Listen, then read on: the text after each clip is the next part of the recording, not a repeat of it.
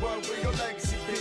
All right, Low Post Pod is back. Week 4 recap, week 5 preview. We have a lot of recapping. We have a lot of previewing. We have a lot of controversy to cover. We have a lot of announcements to cover. So I'm going to kick this off the only way I know how. Joey was already like deflecting the heat for this. I was already like kind of saving my own ass on Twitter. So I'm just going to come out and say it. I relied a little bit too heavy on the analytics to make the spreads this week. The only one that covered was the Duje's boys. If you bet on all the favorites, you were 1 for 5, but Spence Freeman was 1 for 8 from 3 this week. So, I mean, you take the small victories where you get them. But I do want to say, rather than cover them all at once, I'm going to take them game by game when we get into them. So I'm going to have PJ say hi, and then I want you to speak first on the game of the week, which was Lob taking down the Werewolves 69-62. What's going on, guys? It's good to be back. We are back for week 4, going into week 5. The season's flying by. I feel like yesterday we were recording last week's pod. So, it's definitely good to be back. I love hearing the criticism of Danny and his spreads when I get to the game. So it's a good time. But yeah, let's get right into it. Let's definitely start with the game of the week with the Warriors and Lob. I didn't see this game. I saw the highlights, talked a little bit to Heston after. No Vic, and I believe no Jose, right? Yeah, no Jose, no Vic, no Greg Holt. It was a very undermanned Lob team tonight. Undermanned Lob team this week. And I would like to address something, Joey. I know we spoke about it, but in your post-game show, you said that we've never played Lob in the finals. That was the matchup last year, but we are the historians for a reason. It's okay. You got to be better than that. But I think that what we talked about last week needing to be the keys for the Werewolves was Brian Heston and Gino kind of being that second guy, which they did. It wasn't enough. And even without Jose, who's arguably the MVP every year, and without Vic, who there are some rumors going around is not returning to Lob City this season, but we will see how that plays out next week, because I'm sure if he's going to return for a week, it'll of course be against us. But even with an undermanned Lob, it wasn't enough to overcome that. And I don't think that's any fault of Brian's. Again, filling the stat sheet, which we've come to be really accustomed to at this point. I just think it's a matter of, even Lob's 6, 7, 8, 9 guy is better than the Werewolves 3, 4, 5 guy. And that's not taking anything away from the Werewolves. We love them. They're great guys, but their depth is where they're struggling this year. And Lob's strength, as we said last week, is in their numbers. And I think that shows. I think last, Tuesday was or Monday night rather was a perfect example of that. Is just anybody can go out on the court any night and give you a win. For them. And that's scary. That's a scary thing. There's not many teams that can keep up with that depth. And I would say that they even are deeper than we are. And a lot of teams view us as a pretty deep team. So, it's going to be tough to beat them on any given night. They would have had to had a perfect night from Brian Heston, which he pretty much had, but they just fell a little bit short. I don't think they would have been super satisfied with a win over an undermanned Lob team. I think, they would have liked to be in competition with them with the full squad. Because then it gets looked at with like a little asterisk next to it, really. But they did what they needed to do, and we didn't expect them to win this game with the Werewolves, that is. So it's not a surprise that they lost, but I'm impressed that they were able to keep it close even with that deep Lob team, and we'll see what they can do next week. Yeah, if I'm going to interject here, I think I look back to, I think it was summer 19, Lob played the Werewolves, and similar situation, undermanned Lob, full staff Werewolves. I mean, this wasn't a full staff Werewolves, but it was pretty close, but undermanned Lob, full staff Werewolves, they beat the Werewolves by 24. I don't think I was out of line setting it at 15.5, because you have Lob, who has won 3 games leading into this by 50, 30, and 30 coming into it. So you had that. You had Werewolves that had some spotty attendance all year. You might have gotten 4 guys on a court. You might have scored less or lost games that you probably shouldn't have going into the year. And they are very good defensively. They are close matchups when they play each other. I just wanted to get people buzzing. You got to make a decision on these lines. And I know 15.5 might not have been a good number.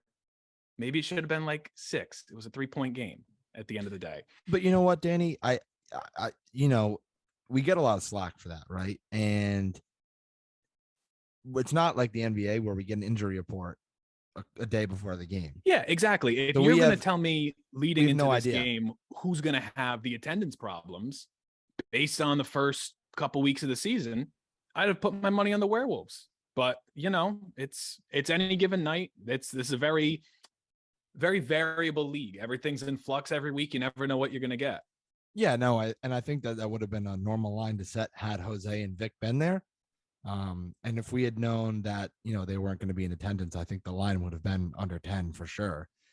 We might have even favored in the Werewolves direction at that point. So it's all about what we know. We know as much as you guys do. So, when you get frustrated with us for the lines, we're guessing just as much as you are. Sometimes there's some stats involved into it, but especially with attendance, that's something that we're never going to be able to predict perfectly, except for the Duje's boys, because that's the only inside intel we have.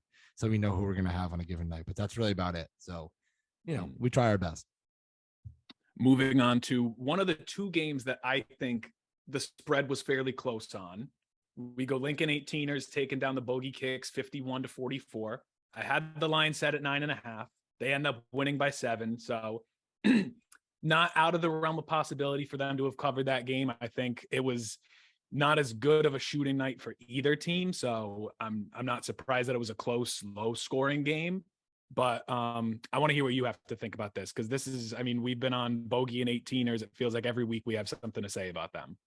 Yeah, I think Bogy is struggling to figure it out at this point. We've been kind of giving them the benefit of the doubt, saying that it's going to come. They're going to work out the kinks, but I have a hard time with their offensive scheme where it's very reminiscent of what we did our first year, right? And our game plan. Hang on one second. Our game plan, it was, give the ball to Johnny and say, please do something. Please score for us. Please keep us in this game, and that's what they do with their guy. Is David Dupina, correct? Yes, David Dupina. David Dupina. And, that can only last you so long, that way of playing. You might catch a game, but I don't know. That person has to be a pretty special talent to win you a few games.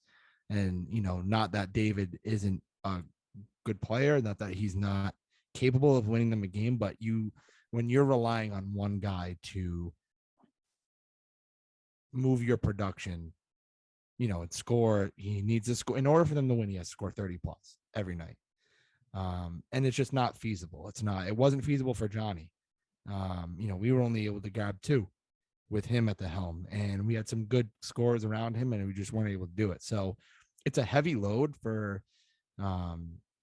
one guy to carry. They definitely need to add some more pieces for next season if they plan on coming back. But I think they're going to be okay. I think that they're going to try to figure it out from here, but they have to change the way that they do things, because it's not working for them. Lincoln, we knew this win was probably going to come this week for them, their first win. Ethan Cloutier actually hit some shots for them, which is huge after having a bad week last week. We figured their first win was coming. They showed flashes of being able to get a win. So that doesn't surprise me too much. I'm sure it doesn't surprise you at all, Danny. But so this wasn't anything out of the realm of what we expected. And I think the spread that we set was close enough where it's like, this is kind of what we thought the outcome would be. So not super surprised here. Again, I don't think either team is going to make a deep playoff run, but who knows? They could kind of show us something there. All right, we had to step away there for a quick sec. Pete had to take a work phone call, but we're back. We were just wrapping up 18ers and Bogy Kicks. I think the one takeaway I have from that is I don't think there was one other aspect of that game outside of shooting that won that game for the 18ers. The rebounding battle was fairly even. The turnover battle was fairly even. What it comes down to is the 3-point shooting. They both shot pretty bad. It's just that 18ers were a little bit better at the end of the day. And I mean, that's what got them the win. Hopefully they can carry that momentum. Going into, I think, the hotbed of the spread setting. We're going to go to halfway Crooks, Rhode Island Warriors. I'm going to say my piece a little bit. Flack for. This is the one we got a lot of flack for. So this is addressed directly to Gian. I know you're watching. I hope you're listening. I hope you hear this. Those first 2 games you guys played, you lost to Lob by like almost 50. You lost to us, the Duje's boys, by 20. And then you kind of started turning it around. You won a game. You kept it low scoring on the defensive end. Joey was mentioning, I have these metrics. I have this spreadsheet where I'm tracking the numbers. I'm trying to make predictions. I now know that those first 2 games, they were outliers. But you know what? I told PJ I was setting the line in favor of halfway, but I was covering the Warriors the whole time. I thought you guys were going to pull it out with Kevin. I didn't know what it was going to be like without Kevin, but you got it done. I might just have to keep fading you guys if it means you're going to put up a performance like you did. So I want PJ, who was there, to talk about it because I know damn well he saw it. So, I was on the sidelines for this game, and some of Spence's friends, I believe, were, sitting on the sidelines with us, and they were giving Gian some heat. They were like, crap talking him a little bit. And at one point, Gian looked over and he said, that's okay. I know you guys don't know who I am, but you'll know my name by the end of this game. And I looked over at Shane, and I was like, dude, he's about to go crazy. And I think he came down the court and hit like 3 or 4 threes in a row. So, my rookie of the year pick looks fantastic. Could be a potential MVP candidate at this point. I was going to say, I think he has played his way out of the rookie of the year conversation and played his way into that offensive player of the year MVP conversation. Yeah, he's going crazy. And we'll give him his flowers when he plays like this. I mean, there's nothing you can say other than this kid's just a monster. He's single-handedly, not single-handedly, they have some good players, but he's willing the Warriors to these wins without Kevin there. He's just literally putting the team on his back and saying, I'm just going to score 40 points a night, and there's nothing you guys can do about it. And, Spence was on him all night, and he was giving him trouble, and, that didn't really seem to phase Gian at all. And even when he was, not hitting shots, he was doing it on the defensive end. So this kid's a special talent. I mean, we're going to have to start betting in his favor from here on out to, make ourselves look good. But, I'm not betting against the Warriors the rest of the way, to be honest with you. Yeah, I think I was looking at their remaining schedule, and I can pull that up. But looking at their remaining schedule, I don't know if there's a game that they lose the rest of the year, this regular season. But I think it's definitely, I mean, Gian single-handedly willed them to that win. I think, what's his name? Hachi Amini also put up 21 points. That's his first game in the league to put up 21 points, not even have to get used to the little rims at all. That's fantastic. So that's who they gave Kevin's stats to last week. Okay. He was wearing Kevin's jersey. This week he had a different jersey on. So whatever stats they had for Kevin last week were actually Hachi's. Against the Ozone boys. So it's actually his second game, but dude, yeah, he can play too. He's a good addition for them. He's a nice little guard, tough. And we were kind of impressed with watching him play too. So they got a good squad, dude. I mean, they got Sin City, which they should win. Bogy Kicks. That's going to be a good game next week. It is. I think that's going to be a very good game. Bogy Kicks, which I'd bet my life on. Lincoln 18ers, which they should win that one too. And then Only the Fam, which I think they can win. I think they're better than Only the Fam. So they could win out here and be a top 2 team. They're not top 2, a team with only 2 losses by the end of the season. So that's pretty good for them. And it's all looking at halfway. Yeah, exactly. That's why I said I might have to keep fading them if he's going to put up 40 points a night again. So who knows? Stay tuned. We'll do the spreads this time on the podcast so you can keep both of us accountable. We'll set a line we both agree with. For the Crooks, Spence had 27 points. Jared had 24. Jeff had 15. But again, it seems like a big struggle for the Crooks was Spence's shooting. And this is a close game. And at what point do you, I don't want to sound mean. I don't want to sound like I'm giving him hate. I think he's a very good player. But at what point do you move the ball around a little bit more and get it in these guys' hands like Mike Wilbur, and try to move it around, get some scoring elsewhere from guys can hit an outside shot, make it a little bit closer of a game. It's tough because he's your best player. And there's no doubt about that. I talked to Spence a little bit last week, and he's a really cool dude. I actually really like Spence. He's a cool guy. He's from Ohio, family ties for me. So, gotta send out that love from the 330. But, it's just like, again, it's something. Spence reminds me, if we were to do an NBA comparison, of Jimmy Butler, of a guy who can go out there and he's an athletic monster. He's going to score. He's going to score. He's going to play good defense. And the one question you have about Jimmy Butler's game is, can he hit threes? Can he be a productive 3-point shooter in a tight game? And you saw in the playoffs, what was where Jimmy struggled was his 3-point shooting, right?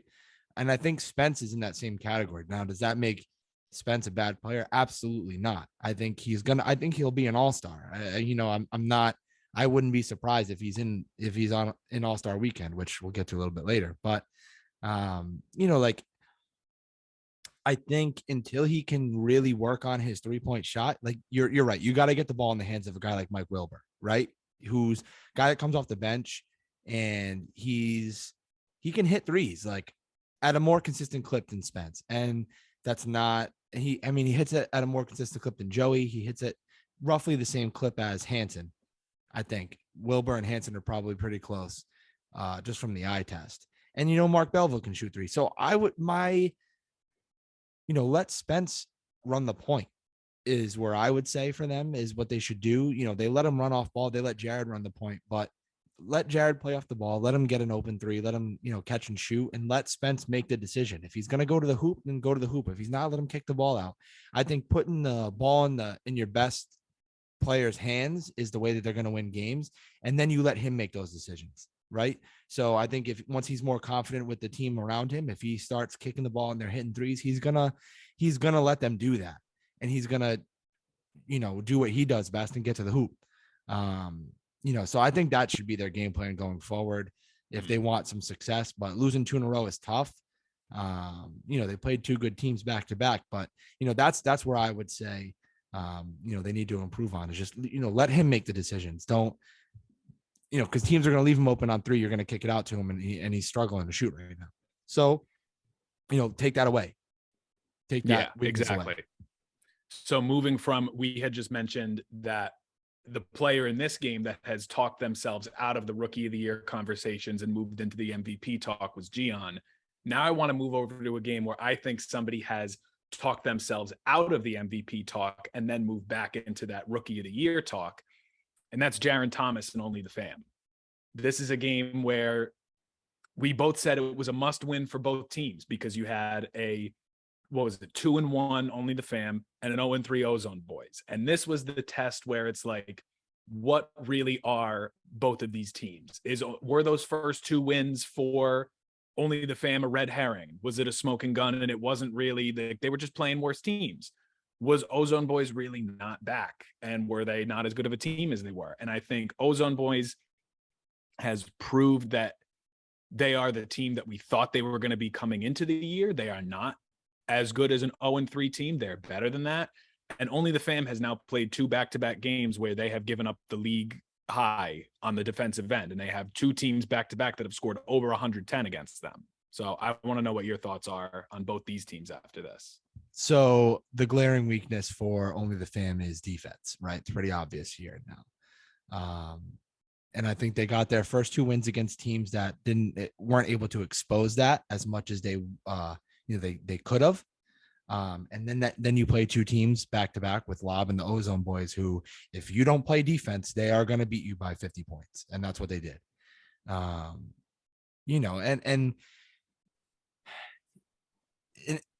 I don't want to say he talked himself out of the MVP conversation, but it's hard to not be in one of those top 4 teams and be that guy. I mean, he still scored 34 points, 11 rebounds. some blocks, some steals. But, look at the assist numbers on the night. And I'm curious to see. So only the fam had 6 assists on the night. And can you go to Ozone just to see what their assist numbers are? I would bet you that they're triple. Okay. 26. Yeah, they're 28. Almost 5 times the amount of assists. 28. And I think the thing here is that you've got 8 guys that touched the ball, stepped on the court for Ozone last night. 6 of them were in double figures, and there was a 7th one that had 9 points. Yeah, and we call them mini lob, and their strength is also in their numbers, and they're young and they're athletic and they can move and they can run with you the whole game and they're not going to get tired. So, we kind of called this that we thought they were going to beat only the fam. We thought they were better. I didn't think it was going to be the route that it was, but I will say I set the line at 5.5 because I was like, I'm gonna give a little bit to the better team record wise. Let's see if we can wake up the Ozone boys. I did not expect them to come out and win by, what was that, 50? Yeah, just about 50. Yeah, so we know who the Ozone boys are, and so this doesn't surprise us. They used to win by 50 a lot, or close to it. This doesn't. It just kind of, I think, not negates what only the fam has done, but it's kind of showing you their true colors at this point. That they can't compete with those teams that are athletic all the way around and can run with you and can expose your defensive liabilities, right? We'll see the rest of the way for them. This was a huge win for Ozone. Like we said, it was a must win for both teams. They both had something to prove, and I think Ozone proved it for sure. I mean, loud and clear for everybody. So, credit to them where credit's due. And, I think they're going to be, whatever their record ends up being, they're going to be a tough out in the playoffs, no matter who they have to face. It's not going to be an easy win for anybody that they have to go against. So, good on them for getting this one. And, I hope they get a few more. All right. Now moving into our last game of week 4, which coincidentally is the only one that did cover the spread. I told Joey the other day, because he texted us and he was like, hey, nice job on those spreads, guys. Like, being sarcastic, just kind of busting my chops. And I told him I think he was just a little bit bitter that Duje's boys were able to cover the spread and the halfway Crooks were not able to cover the spread. So it's Duje's boys. The line was set at 6.5. We win by 9. Its final score 59-50 against Sin City. It didn't always look as certain as it should have, I think. I mean, we were up 9 going into halftime. And then it kind of swings the other way and we're down 5. And then you finally pull away and seal it. And it's back to a 9-point win. So, I mean, you were on the court. I was just watching the live stream that you graciously put up. And I watched all minutes of this game. The other thing I do want to say, Joey seemed to throw a dig at me that I'm not even at the games. I'm watching the entire 40 minutes of the Duje's boys games when we put it on the Instagram live. And then I watch this. I mean, there's only so much you can get from the Snapchat highlights, but I watch all of those at least 3 times to make sure like I saw what I saw and I know what I saw. So, I mean, I've seen enough, but not nearly enough.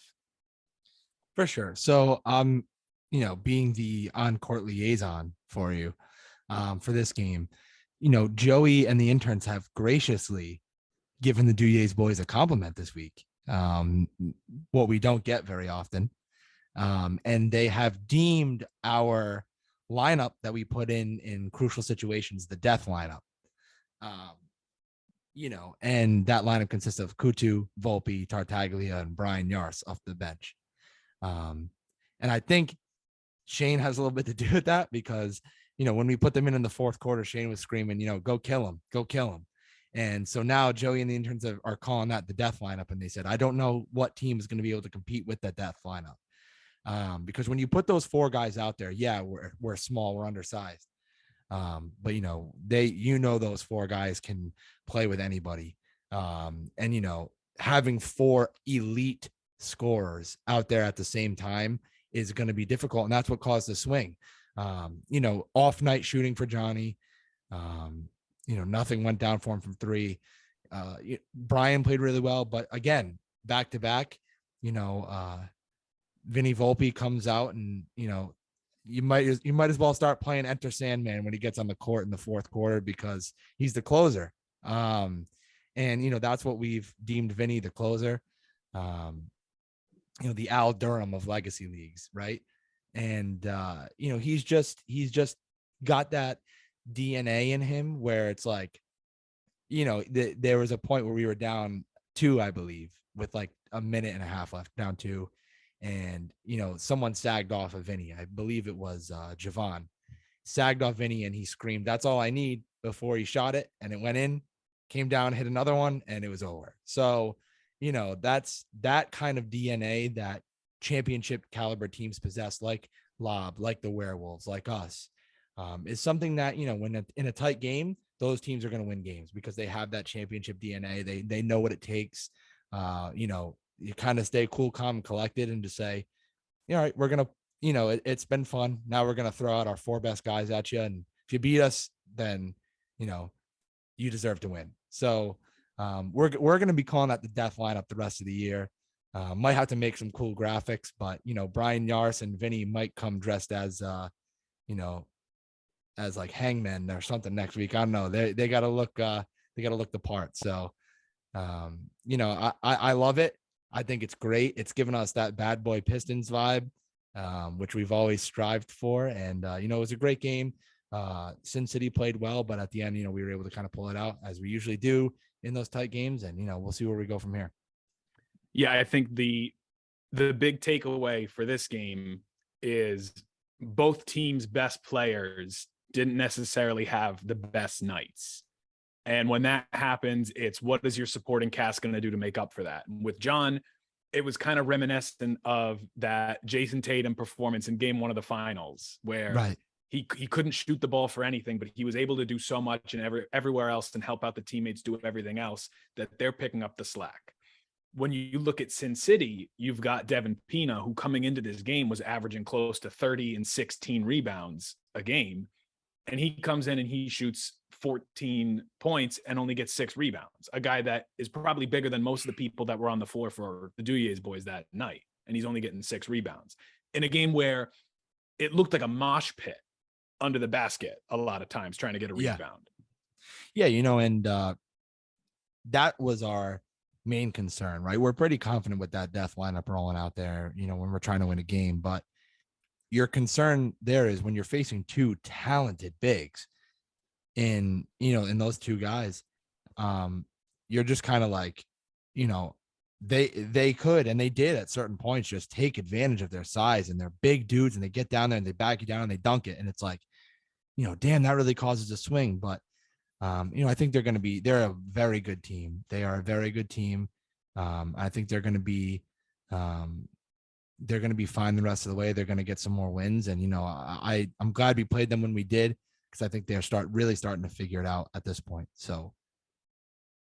All right. So now that's all of our week 4 games. We're going to go into week 5. We're going to set these lines right here, right now. There could be another round of controversy, but I'm expecting a better week from us this week. We're going to start with a situation the Werewolves have found themselves in a few times in Legacy League's history. And Joey touched on this in the postgame show. You have a player that used to play for the Werewolves defecting and forming their own team. And there's that kind of reunion, homecoming of sorts. We saw it a couple years ago when Brad Allen defected from the Werewolves, formed the Stampede, came back their first game together. Now you've got Matt Bogy leaving the Werewolves after last year, forming the Bogy Kicks, and they meet each other at 7 p.m. on, I don't know if it's court 1 or court 3, because they're top heavy matchups both way. But you've got the 2-2 Werewolves and the 0-4 Bogy Kicks. I want to hear what you think, and then we can try to agree on a spread. Werewolves.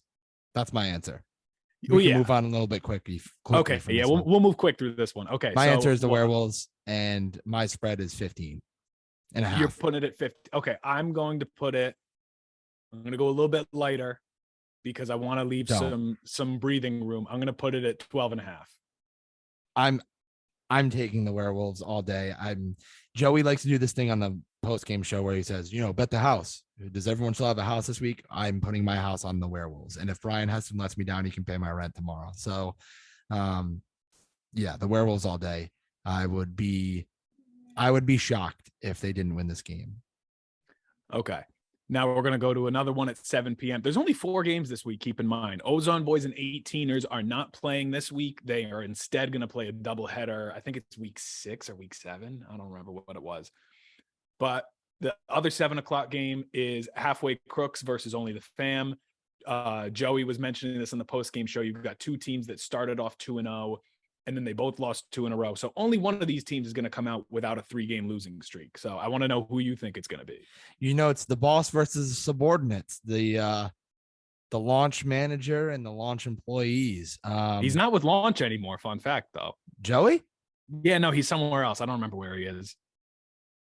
I didn't know this. So, all right, my history is off then too. But former launch employees playing against each other. We'll say that. I'm taking halfway here. I think they're a better team all the way around than Only the Fam. I think, Jeff Wintrell and Spence are going to be able to hold Jaron, hopefully under 30 for them to get this win. I think the supporting cast for halfway is much better than the supporting cast for Only the Fam. So my pick that for this game is going to be halfway. Whatever you want to set the spread at is totally cool with me. This is one I'm a little bit hesitant to set a spread, but my pick for sure is going to be halfway. I think, in order to win this game, they just have to do their thing. Like I said, get the ball to your shooters, let Spence make those decisions, and you'll be fine. So what do you want to set it at here? Yeah, you had touched on this. I think it comes down to at the end, it's very much what is your supporting cast going to do? And right. If you're Only the Fam, are you going to come out and you're going to have your supporting cast knocking down a bunch of shots, playing good defense like you did a couple weeks ago? Or are you going to have them come out and lay an egg like they did this past week? So I think even on their best night, the supporting cast for halfway is better than the supporting cast for Only the Fam.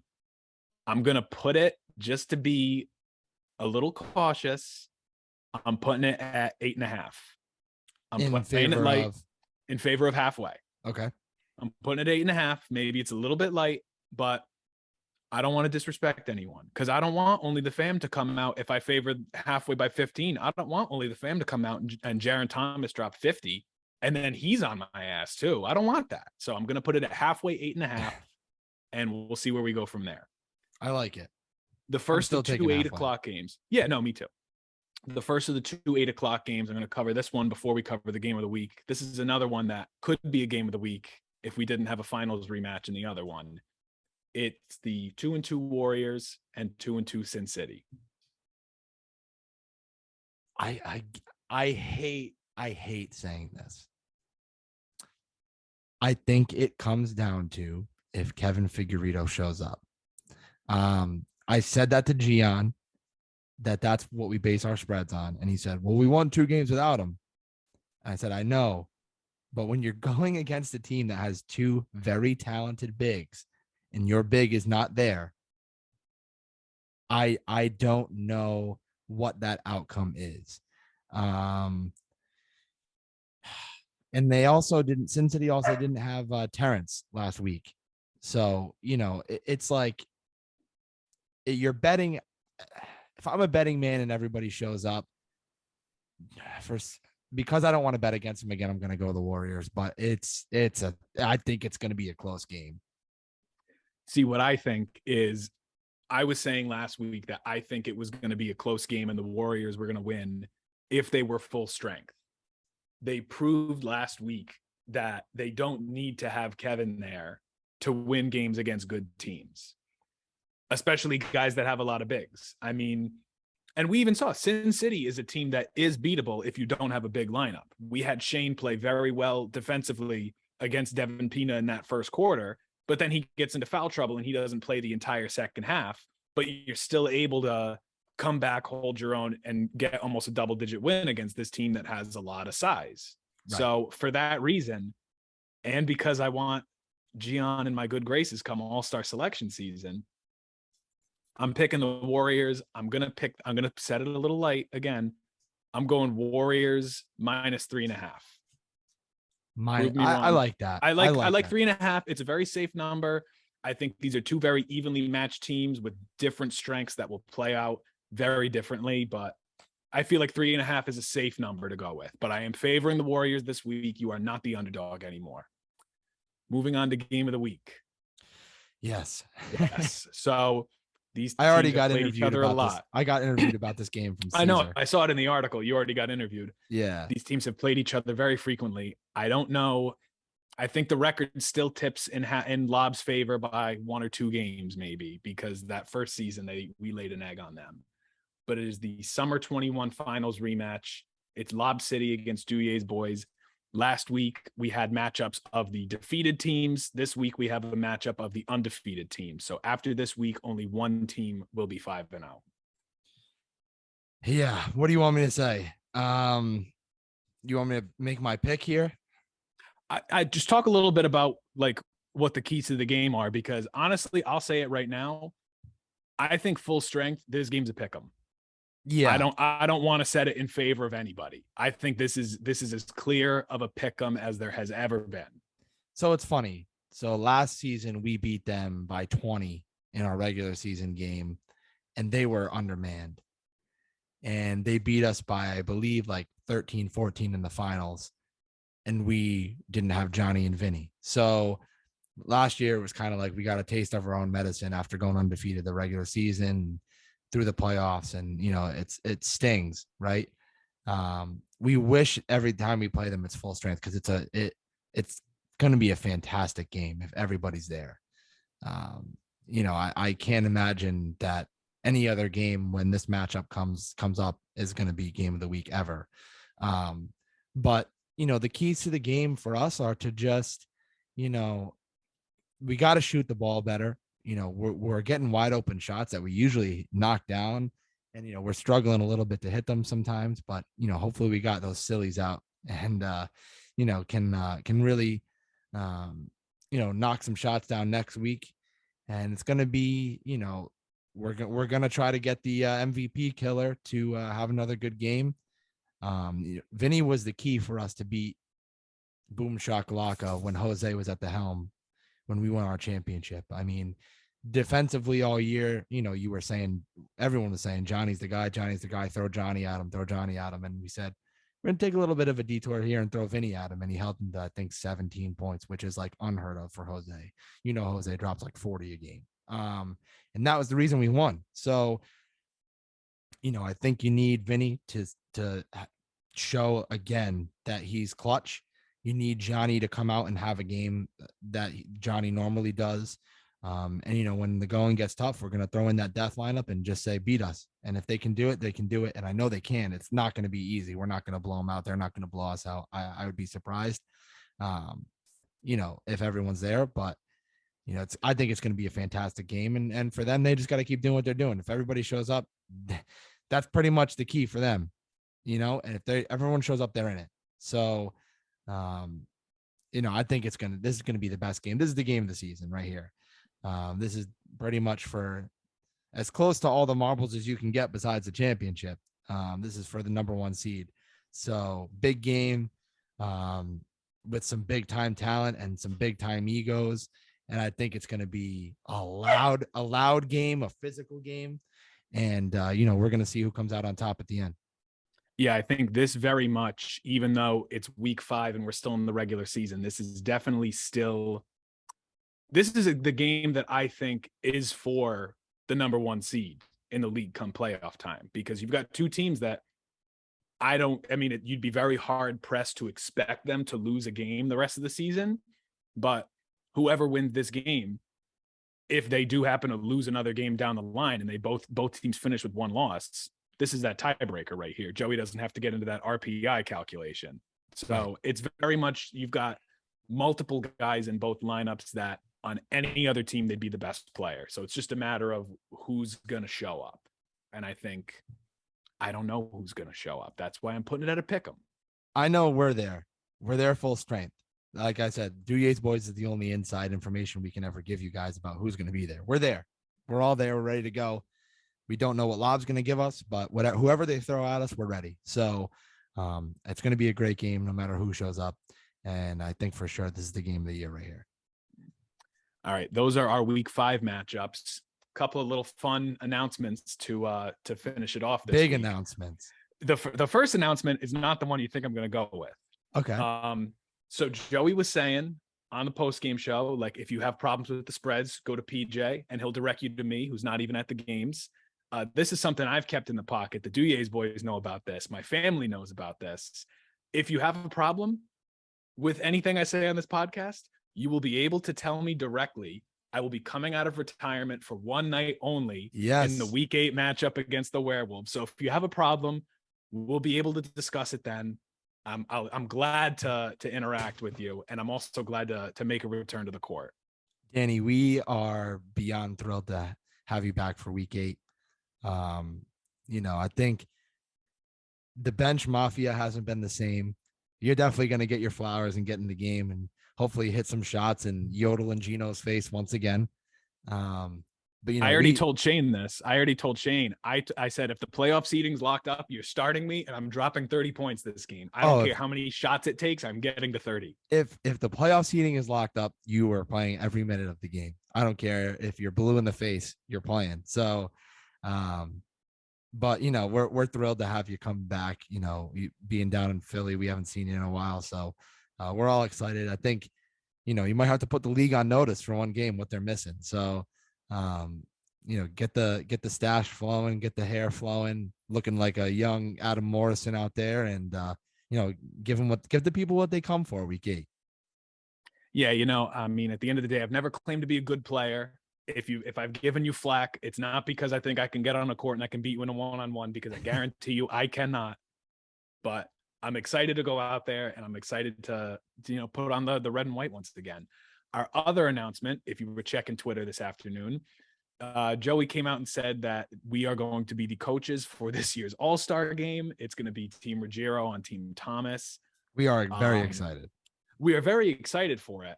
I want to hear, in your opinion, if you had to pick a starting 4 and then one off the bench, who is your ideal All-Star lineup? Anybody you want. And then I'll pick based off of that. Actually, maybe not. Because, if I pick based off of that, then I just get whatever's left. Yeah, so I'll give you my starting 4. John Kutu, Brian Heston, Jose, and Gian. I wanted to take Gian. If you had to pick one off the bench, who'd you pick? Vinny. Okay. I'm dying. Just to let you know, when All-Star selection comes around, I will be a loyal Duje's boys. And if they are available, Johnny, Vinny, and Zach, and potentially Brian Yars will all be on Team Thomas come All-Star weekend. Danny might be, I'm going to pick to win, but I have confidence in my boys. If they're on the board, they're coming home. So I don't know what Danny's game plan is for All-Star weekend for the draft, but my game plan is just going to be find your kryptonite. It's going to be find the PJ Thomas stopper. There might not be anybody out there that can coach a team the way Danny and I can. Especially in the legacy leagues format, for seasoned vets. I would argue that Danny is like the Greg Popovich of legacy leagues in terms of his inside information, his forte in knowing the game. So see, here's the thing. You're going to say I have the forte and the inside knowledge of knowing the game, but then you're going to have everybody that was pissed at me last week come and be like, that's not true. I know. So, we're walking a very thin line here. It's okay, Danny. I have confidence in you, but it's gonna be great. Draft night's gonna be a blast.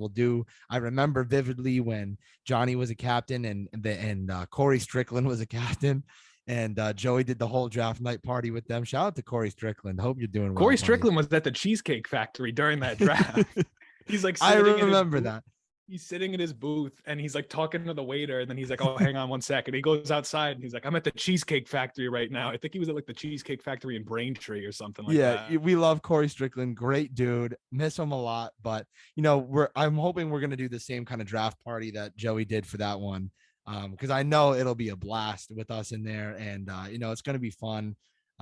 We'll have a lot of fun for you come All-Star weekend. We have some ideas racked up, ready to go for the pods once All-Star weekend rolls around, and it's gonna be fun. It's gonna be a whole lot of fun. So we'll make sure everyone's having fun out there while we're coaching, and it's gonna be great. All right. Well, that's going to do it for us for this week. Make sure you get this wherever you get your podcasts. Make sure you tell your friends. Make sure you show up to the week 5 games, and make sure you tell Joey Zacco to maybe cover the spread this week, because I think he's 0 for 2 on covering spreads. Joey might be 0 for uncovering. Oh no, he's 1-1 covering spreads. Dujes didn't cover against halfway, but make sure he covers this week. He will. Oh, we'll give him a little credit. He'll cover this week, right, Joey? You got it. Yeah. But all also, right. Well, when you do the post game show, make sure you remember the finals matchups in recent history. That's all I can say. Yeah. So remember your finals matchups, cover the spread. Let's hope we all go 4-0 this week. If you go chalk, we'll see how it goes. That's going to be it for me. That's going to be it for PJ. Peace out.